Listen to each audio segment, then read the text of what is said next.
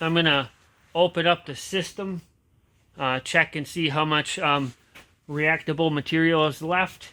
I'm gonna try and hold the jug up. Doesn't take too long to dismantle. I did leave this one a little loose on this brass fitting so I could spin the cap around without twisting up the hose. And I pop this off, and this is set like that as a weak point. That way if it does overpressure, if it starts building up over here, it has an opportunity to push out here. Granted, it's a restricted flow. I have gloves on. These are nitinol to keep my hands from getting burned by the chemicals. As always, safety first. I'm going to hold this jug up, which is pretty warm. And you can see the steam coming out of it.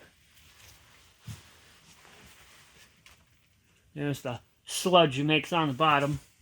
I don't know if the camera will be able to get it in focus, but the reactable material in there is pretty low now. I don't want to add any more water to it, because if I do add any more to it, it might violently react. I'm just doing small amounts, a couple of ounces. I did a test before with, what was it, like 4 ounces of aluminum pieces, and that's including aluminum foil and cans, and a couple pieces of license plate.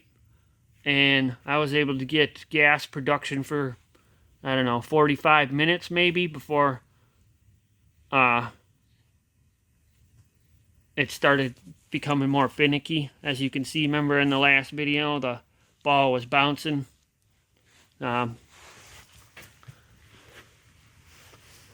Hopefully you could see, or maybe hear it. It actually fizzes.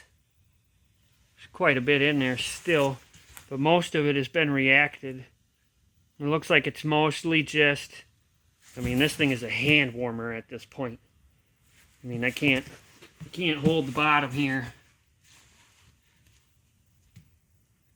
It's actually heating my garage.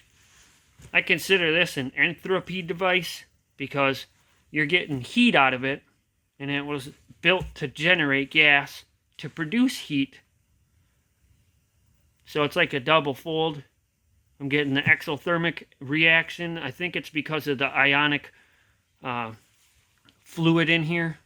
When it strips off of the oxygen from the water, it releases electrons, creating kind of an ion soup.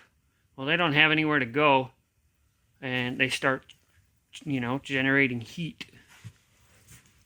And a chemical breakdown. And then apparently it breaks down into manganese. I do actually got a box outside. I'm gonna melt back down, hopefully. I gotta wait for it to dehydrate a little bit so I can put it in my fire pit.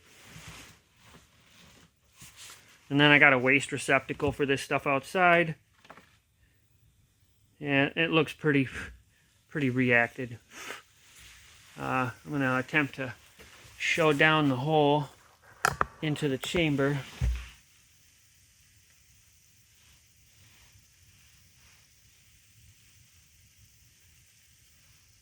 I mean, it is pretty warm, hot enough to generate steam.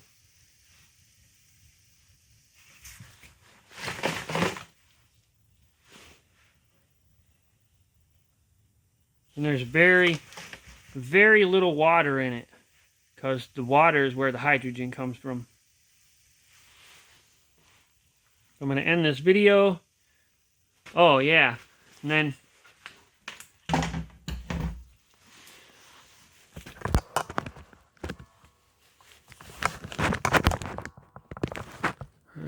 how do I switch to the camera? Oh, that's a selfie. Whatever. The van.